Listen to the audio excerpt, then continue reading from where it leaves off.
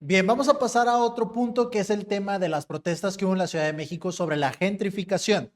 Y aquí queremos decir algo.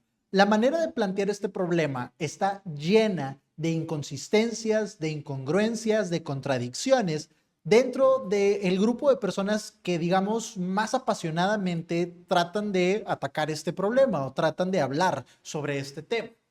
Y es que, vamos a ser honestos, aunque sea una posición que quizás cause algún tipo de descontento a algunas personas.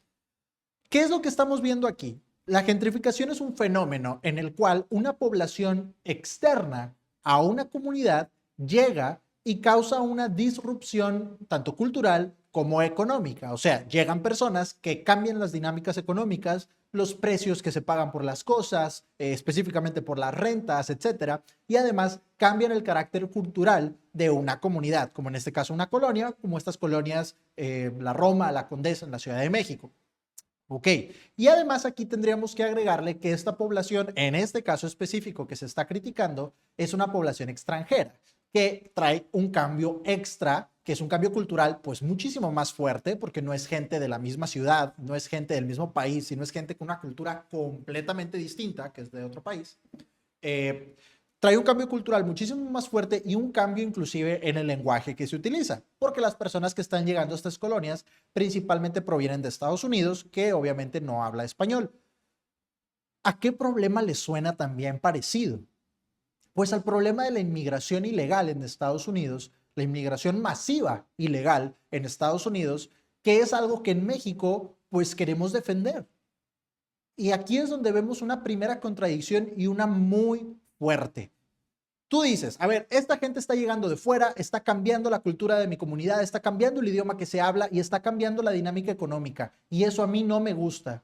¿Y qué están haciendo los migrantes latinoamericanos en Estados Unidos? Están cambiando la identidad cultural de los lugares a los que llegan en masa, están cambiando el idioma que se habla en muchísimos de los casos y están cambiando la dinámica económica, bajando los sueldos. Esto es algo que tampoco le tiene por qué gustar a los trabajadores nativos de ese país. Y no estamos defendiendo a ningún argumento sobre el otro, solo estamos diciendo que son incompatibles. Una persona coherente no puede estar a favor de la inmigración ilegal y en contra de la gentrificación. Gentrificación que lo peor del caso es que al menos es en mayor proporción legal. Hay muchísimos inmigrantes ilegales que provienen de Estados Unidos en México, pero no tantos como al revés. Entonces, ni siquiera este argumento tienen a favor.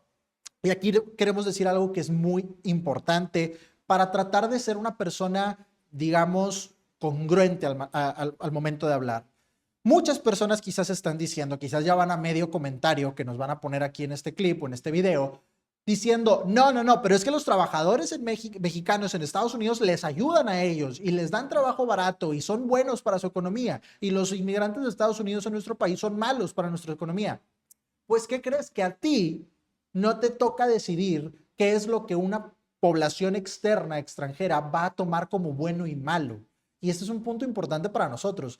No tienes por qué estar tú diciendo, no, es que ellos, o sea, los inmigrantes que se van de aquí para allá, ellos te hacen bien, ellos son buenos. ¿Tú quién eres para decir eso? Ellos son los que viven allá, ellos son los que van a decidir qué es bueno y qué no es bueno para su propio país. Así como nosotros vamos a decidir qué es bueno y qué no es bueno para México, porque quizás alguien también podría argumentar, ay, esta gente que se va de Estados Unidos a México, ¿a poco no gasta muchísimo en los negocios de tu país? ¿Y a poco no te ayuda a que la comunidad sea más segura? ¿Y a poco no bla, bla, bla, bla, bla, beneficios económicos, turismo, etcétera? Entonces, pues sí, pueden hacer ese argumento y la respuesta lógica debería decir, sí, qué padre, pero yo soy el que va a decidir qué es lo que conviene y no conviene en mi país, así como ellos son los que van a decidir qué es lo que conviene y no conviene en su país. Entonces, estas primeras contradicciones nos parecen muy interesantes y nos parecen que hablan de un tema más ideológico que de un tema de realmente ver el problema como tal. Y después de esto queremos pasar a algo muy interesante, que es ver este problema desde el punto de vista que más probablemente lo puede resolver. Y es que pensar que la gentrificación es un problema es una intuición, es un instinto sumamente en el fondo conservador. Y esa es la manera de enfocar el problema, a través de una ideología conservadora. Desgraciadamente, la izquierda es quien tiene, los liberales son quienes tienen, digamos que el monopolio o el control de esta discusión, pero no es compatible con su ideología. es compatible con el conservadurismo, porque veamos qué pasa en el fondo. Realmente lo que estamos viendo aquí cuando hablamos de que la gentrificación es un problema, es un deseo por conservar la identidad cultural, conservar el idioma, conservar las tradiciones y en muchos casos conservar a la misma comunidad de personas en un lugar. Este es básicamente el punto esencial del conservadurismo. Esto es la ideología del conservadurismo resumida. Es creer que vale la pena conservar las tradiciones, las instituciones culturales y conservar a las mismas personas en un mismo lugar y conservar a otras en otro lugar y que a través de esto exista una diversidad que de verdad enriquezca el mundo. Entonces, por eso decimos que es una intuición, esto de querer conservar es que se está perdiendo la identidad de mi barrio y bla, bla, bla. Esta es una intuición muy conservadora y el conservadurismo nos deja atacarlo no como un problema puramente económico, que es a donde se resume o en lo que se resume prácticamente todo lo que tenga que ver con una ideología de izquierda o algún discurso antiimperialista o algo por el estilo que se vuelve solo en contra de una población específica, que es Estados Unidos, o a veces en contra de toda una clase social, que es la gente que tenga más dinero que tú. Entonces, pues esto obviamente no es de lo que estamos hablando. De lo que estamos hablando es de conservar una comunidad. Entonces, bueno, pues estas protestas sí se pusieron bastante violentas, hubo muchos destrozos, que al final hablamos un poquito de ellos también. Admite que hay que regular la gentrificación, condena la violencia en las protestas. Sí se condenó muchísimo de lo que fueron los ataques, pues, racistas, estos discursos de odio que se registraron específicamente en contra de personas que vienen de Estados Unidos. Pues sí es algún tipo de discriminación, no podemos decir que no. Vimos que Morena quiere hacer algunos diálogos ciudadanos con algunos grupos que son los que están más, digamos que tomando la batuta de este tipo de manifestaciones. Pues está bien. Y aquí ya vemos lo importante, que la vivienda es el tema de fondo en esta discusión.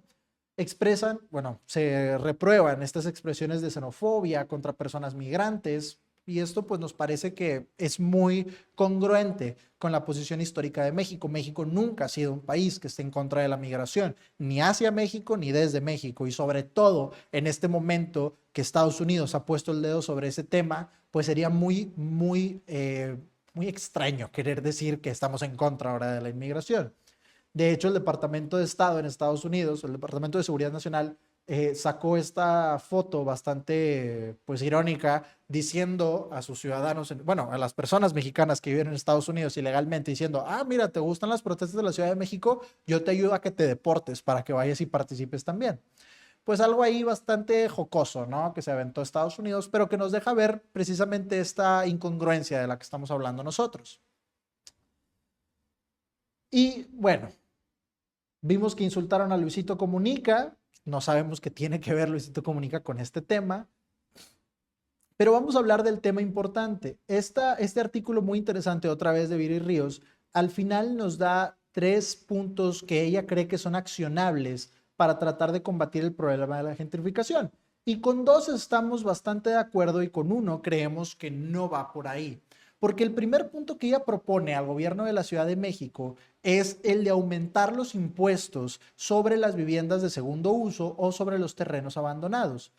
Y aquí vamos a aterrizar el problema. El problema de la gentrificación es en el fondo un problema de vivienda, en el cual hay muy poca oferta para mucha demanda y esto obviamente hace que los precios suban y que solamente los pueda pagar cierto tipo de persona. No es que esa persona sea necesariamente de Estados Unidos o algo por el estilo, pero pues las personas con un mayor poder adquisitivo.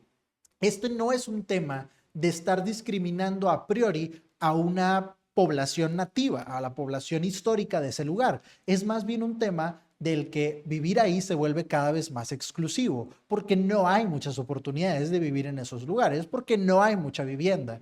Entonces, cualquier traba que uno le ponga al desarrollo de nuevas viviendas en este lugar termina solo por agudizar este problema, en el sentido que si yo le pongo más impuestos a una propiedad de renta que tenga una persona en ese lugar o una empresa en ese lugar, pues ¿cuál va a ser su primer instinto? Va a ser aumentar entonces la renta para que de todos modos le salga alguna ganancia después de rentarlo con los impuestos aumentados.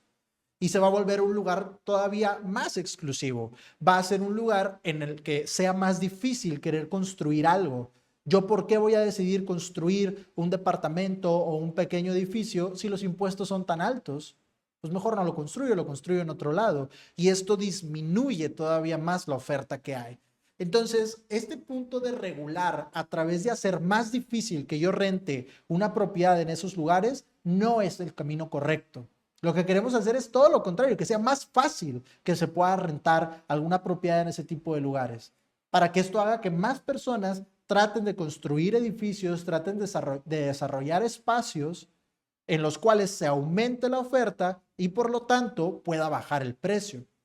Que de hecho son los segundos dos argumentos que presenta Viri en su argumento. Presenta que hay que limitar las regulaciones, quitar regulaciones, no hacer tan complicado construir en esas zonas y en general en todas las zonas. Nos parecería una gran decisión.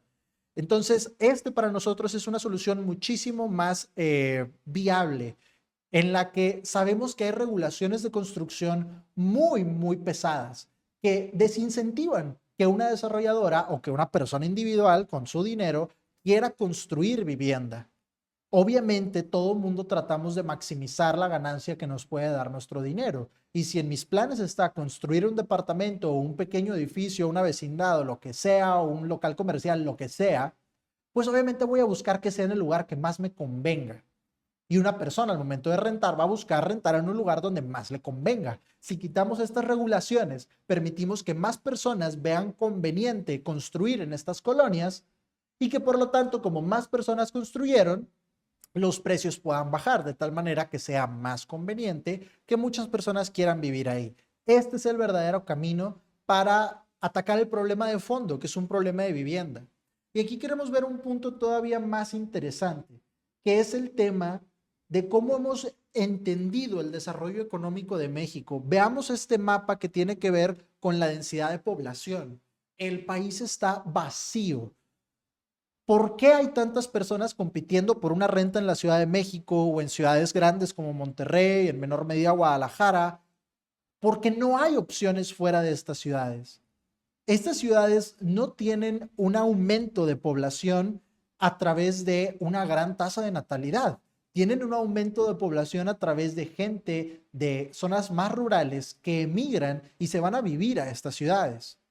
Y entonces esto crea una presión demasiado fuerte en las ciudades porque tienes a muchísimas personas compitiendo por un espacio reducido. Estas ciudades además son las más progresistas en el sentido que tienen mayor regulación gubernamental para la construcción y por lo tanto hacen que esta oferta no pueda subir al mismo ritmo que sube la demanda, que es de lo que hablábamos justo antes, y además dejan solo el campo.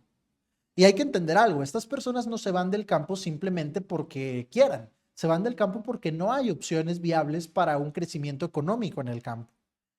Este debe de ser el enfoque de una política coherente para atacar en parte, en gran parte, el problema de la vivienda. Y veamos el mapa otra vez. El país está vacío. Chihuahua, Coahuila, Sonora, están vacías estas zonas del país. ¿Por qué no llevar el desarrollo a esas zonas?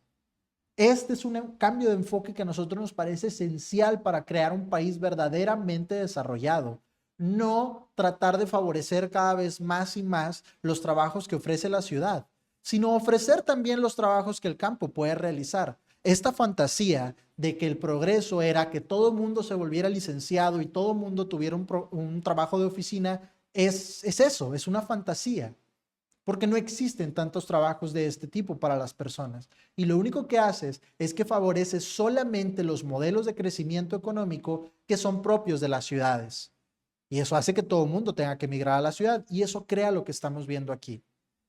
Un desarrollo industrial más rústico, menos moderno, menos glamuroso, pero el poder dar opciones de maquinaria que permitan a la gente del campo quedarse en el campo, no tener que estudiar una carrera si no quieren hacerlo, pero aún así poder ser más productivos en su vida laboral. Este es el verdadero cambio que México necesita, este es el verdadero enfoque que México necesita, desarrollar a las personas del campo, no convirtiéndolas en personas de la ciudad, sino dándole las herramientas para que puedan explotar a la mayor proporción su potencial sin tener que salir del campo si así no lo quieren. Y esto es algo importante y habla de la misma identidad cultural y de la misma población nativa de un lugar que hablábamos, que como decíamos, es un concepto bastante conservador. Decimos, no hay por qué ver el progreso como convertir a las personas del campo en personas de la ciudad. Las personas del campo en muchos casos se quieren quedar ahí. Las personas de los pueblos pequeños o de las ciudades pequeñas se quieren quedar ahí.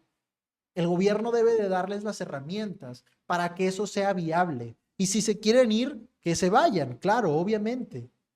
Pero también es cierto que tiene muchísimo valor conservar a la población que históricamente ha vivido en el campo, con sus tradiciones, con sus instituciones culturales y con herramientas de desarrollo económico propias para ellos, no propias para alguien de la ciudad, ni propias para que las maneje alguien de la ciudad y estas personas solo sean sus empleados. Esto no es lo deseable, porque esto obviamente va a atacar la jerarquía cultural o la jerarquía social que existe en estas comunidades. No, se puede respetar la forma de vida del campo modernizándola a través de tecnología de bajo costo y de alta productividad.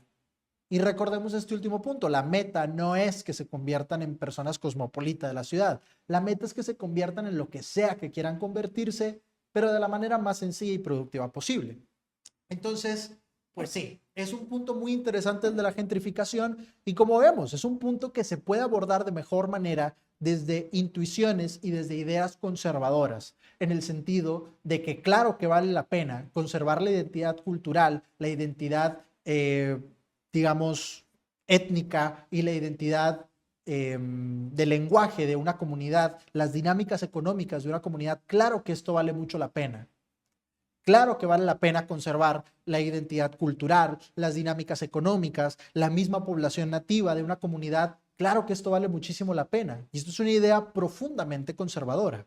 Y además vemos cómo la respuesta no es más regulación del gobierno, la respuesta es menos regulación del gobierno, que no es sinónimo a cero regulación, pero menos regulación, otra idea bastante conservadora. Estas dos ideas en conjunto son, para nosotros obviamente como conservadores que somos, las dos mejores maneras de atacar el problema de la gentrificación.